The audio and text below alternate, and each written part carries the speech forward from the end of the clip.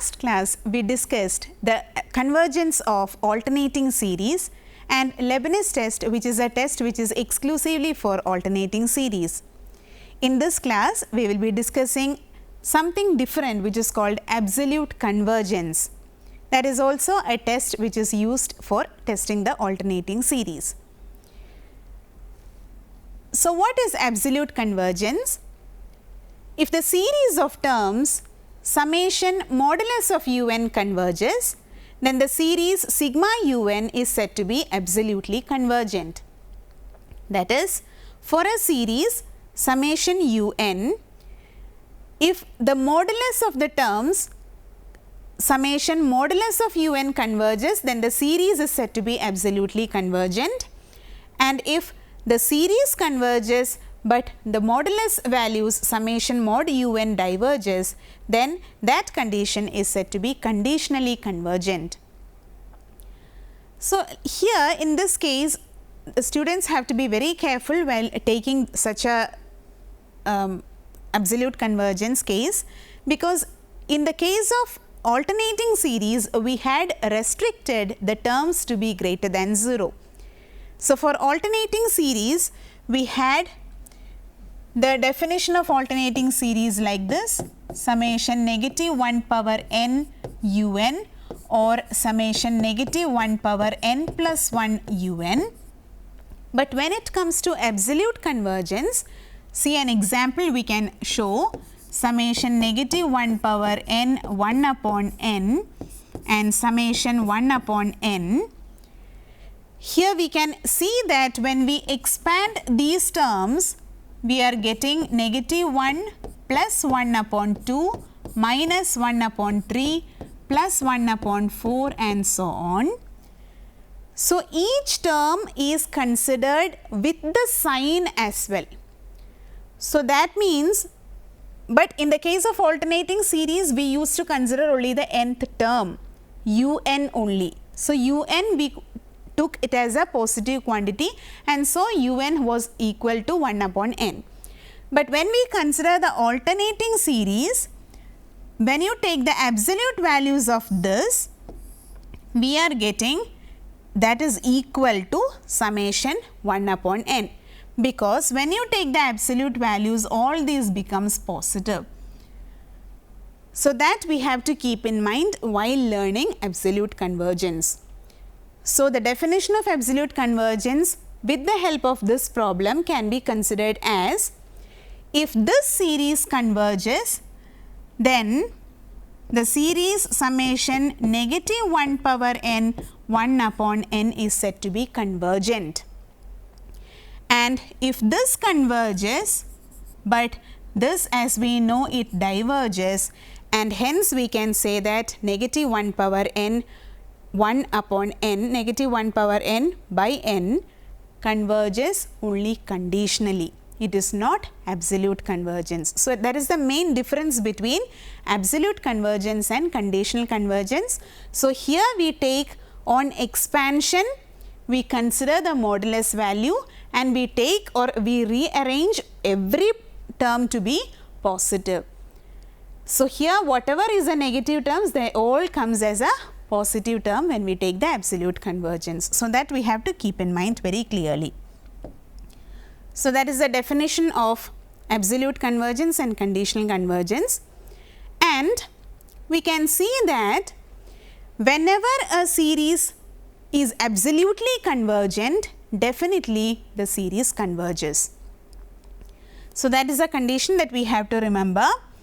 If a series is absolutely convergent,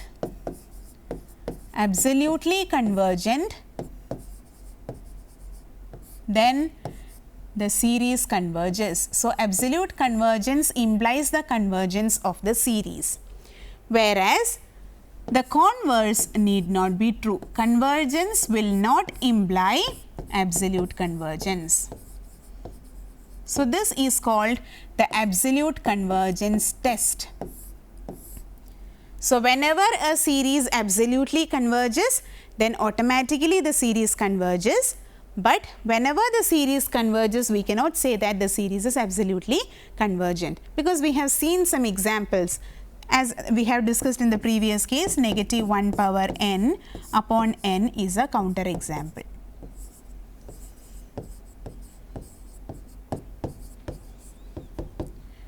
And that is why the term conditionally convergent came into existence. Okay. Now, why absolute convergence implies convergence? It can be proved using many techniques. One method is by considering the Cauchy criterion for series. We can take the absolute values of the terms, and that will be less than or equal to modulus of xn plus 1 up to xm, that is less than epsilon.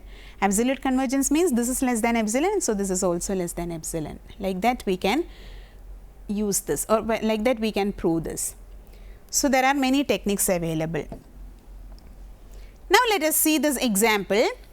Test the absolute convergence of the series summation minus 1 power n upon n.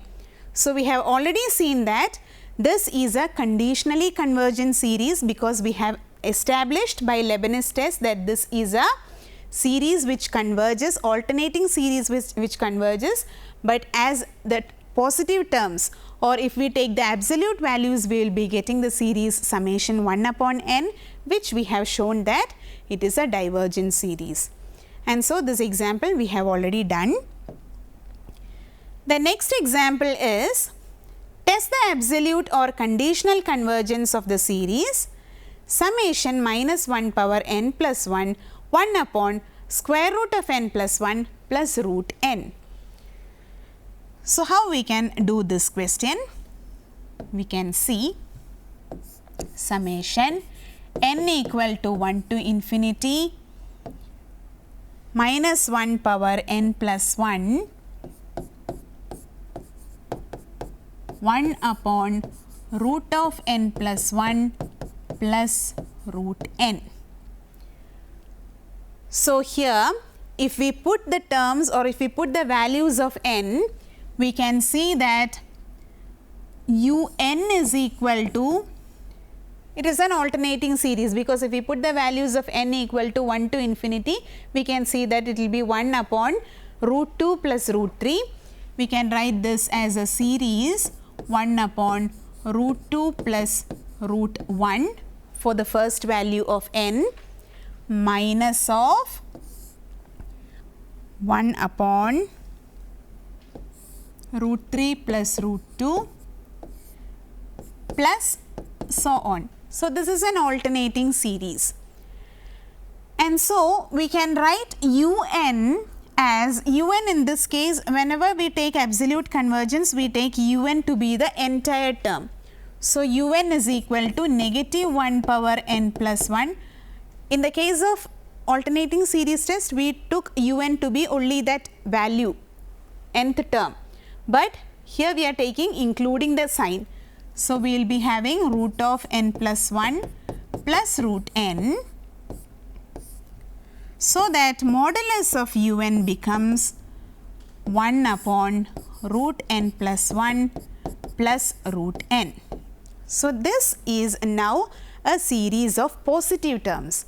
So, whatever we have learned for testing the convergence of positive terms can be applied for this series, which is summation modulus of un, which is equal to summation 1 upon root of n plus 1 plus root n.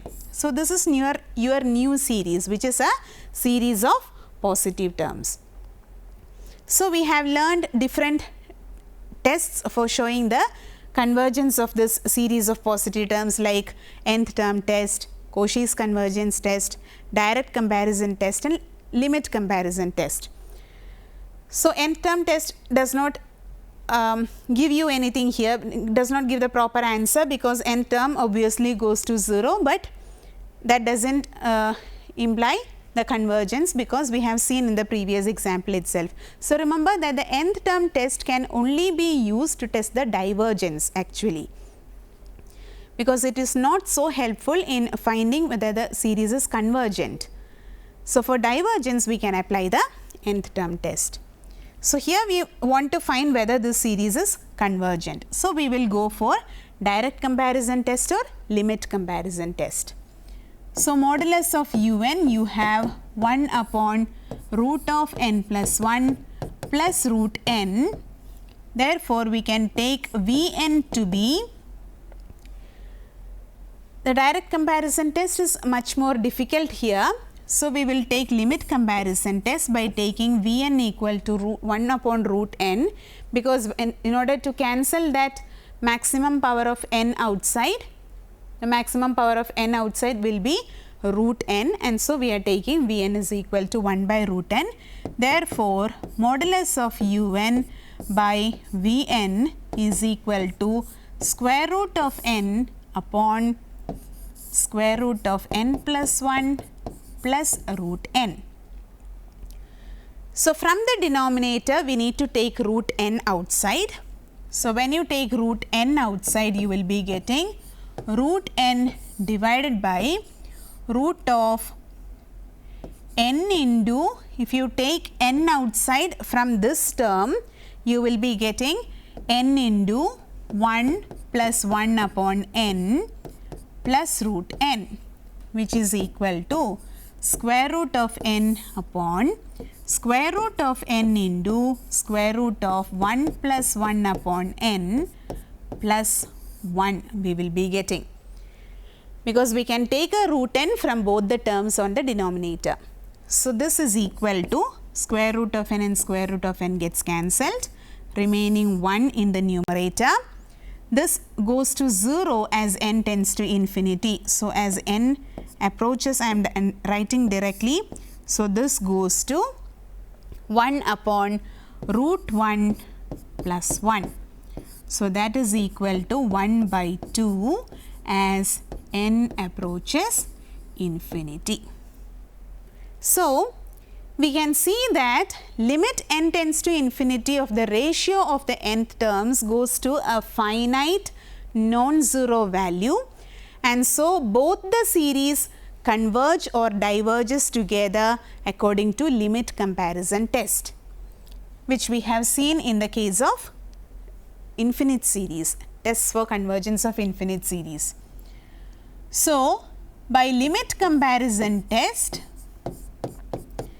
summation modulus of un and summation Vn converge or diverge together.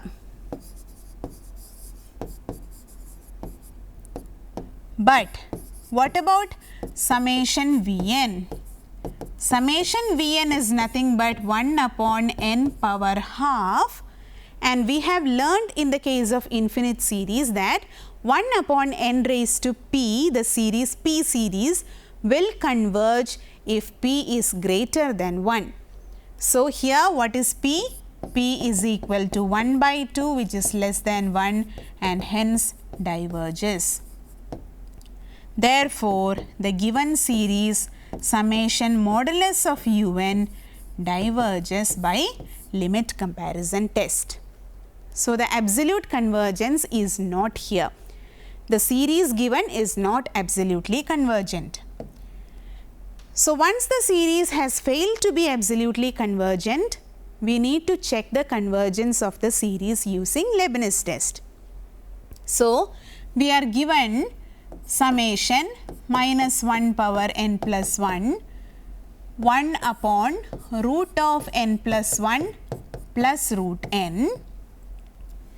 Here if you take, when you take Leibniz test or alternating series test, we need to take un to be only this value. So, this is the point which all the students have to keep in mind. Okay. So, un is equal to 1 upon root of n plus 1 plus root n. So, what is your un plus 1? Un plus 1 will be 1 upon root of n plus 2 plus root n plus 1, which again we have to check which one of these is larger. So, obviously, we can see from the terms itself, we can see that when you take the denominators as such, one denominator is square root of n plus 1 added with square root of n, and the other denominator is square root of n plus 1 added with square root of n plus 2. So, which of these is larger?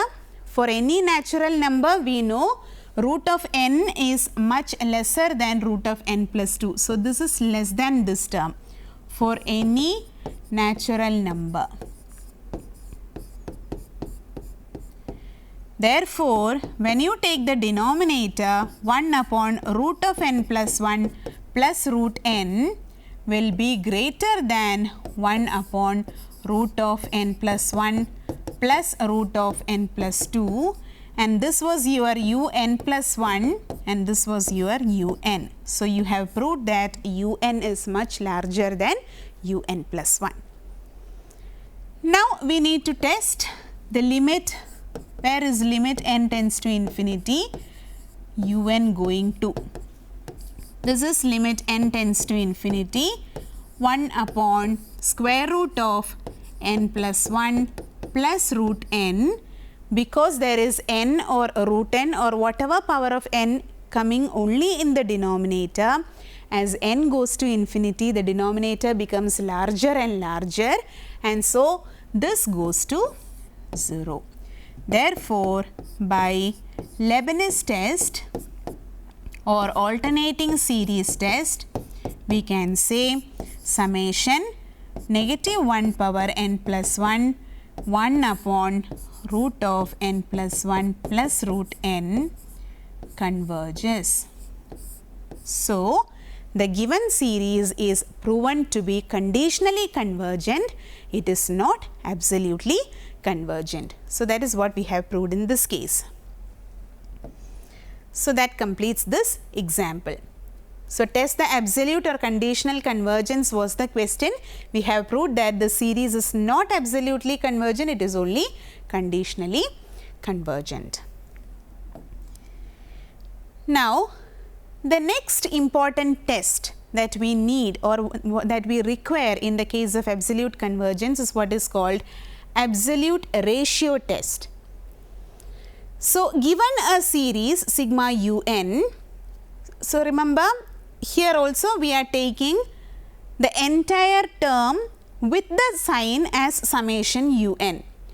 So, for absolute convergence as well as absolute ratio test, you need to take un to be the term with the sign.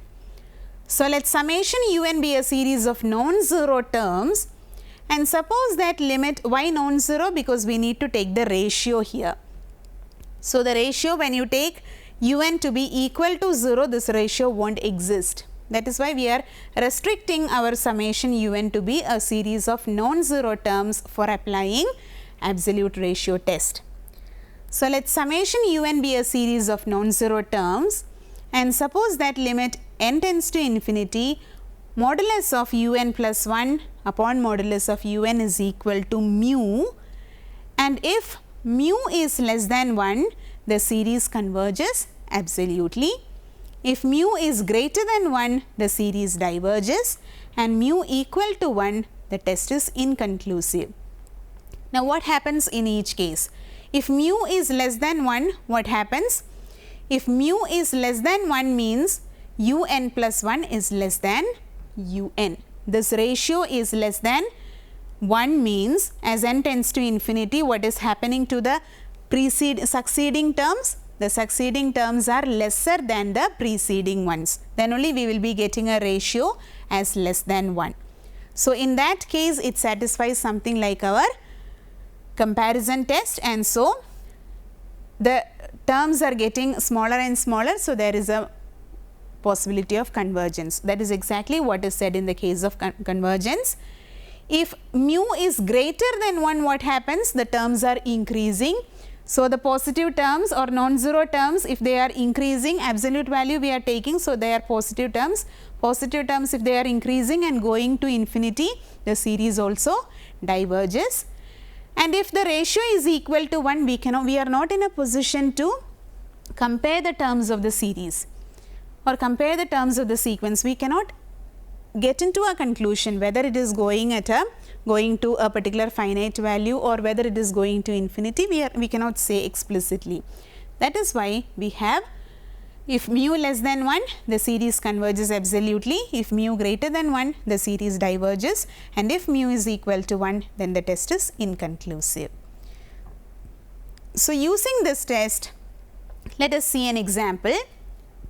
Test the convergence of the series summation minus 1 power n plus 1 n square upon e power n. So, let us see the example. Summation minus 1 power n square upon e power n. So, here you will take un to be the entire term minus 1 power n square upon e power n, and so when you take the absolute value, you will get modulus of un to be equal to n square upon e power n. So, when you take modulus of un plus 1, you will be getting, I will write it in the next page, modulus of un plus 1 is nothing but, here it was n square upon e power n. So, modulus of un plus 1 we have to replace, wherever there is n, it has to be replaced with n plus 1. So, that is given as n plus 1 the whole square upon e power n plus 1. Therefore, modulus of un plus 1 upon modulus of un gives you n plus 1 the whole square upon e power n plus 1 into, actually this is divided by n square upon e power n. So, division by a ratio means multiplication with its reciprocal. So, e power n upon n square you can write.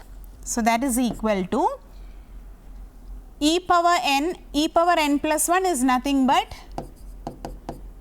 e power n into e, and so 1 e power n and e power n will get cancelled. You will get n plus 1 the whole square upon e into n square. From this term you can take an n outside, you will be getting n into or n square into 1 plus 1 upon n the whole square whole divided by e into n square. So, this n square and n square will get cancelled, you will be getting 1 plus 1 upon n square whole divided by e. So, as n tends to infinity, limit n tends to infinity, un plus 1 upon un, the absolute value, is equal to limit n tends to infinity of what we have obtained now, 1 plus 1 upon n the whole square by e. So, as n approaches infinity, 1 by n goes to 0. So, this 1 plus 1 by n the whole square goes to 1. So, this limit is nothing but 1 upon e, and what is e? E is the Euler number, which is 2.71828 and so on. So, e is nothing but 2.718 etc., which is an irrational number. So, 1 divided by this number is obviously less than 1. So, what is our conclusion? We have seen that a series summation un converges absolutely if the limit goes to a value which is less than 1. So, by the absolute ratio test, this series converges absolutely. So, that is how we solve this problem. Now, why do we learn absolute convergence and conditional convergence? See, if you have an infinite series, the terms of the series are starting from n equal to 1 going up to infinity. So, for simplification of calculations, in some cases we may be required, it may be required to rearrange the terms of the series. So, the terms of the series can be rearranged without affecting the convergence or the sum of the series only if the series is absolutely convergent. Otherwise, the rearrangements may lead to absurd answers. So that is the most important reason why we are learning absolute convergence. The terms of the series, the terms of an absolutely convergent series can be rearranged without affecting either the convergence or the sum of the series. So if a series is not absolutely convergent, we cannot possibly rearrange the terms without affecting the sum. So that is the main importance of learning this session. So we have seen so far sequences, series, and their convergence and divergence, and these are some of the properties that we have to discuss whenever we learn how we can manipulate with the real numbers in real life. Thank you.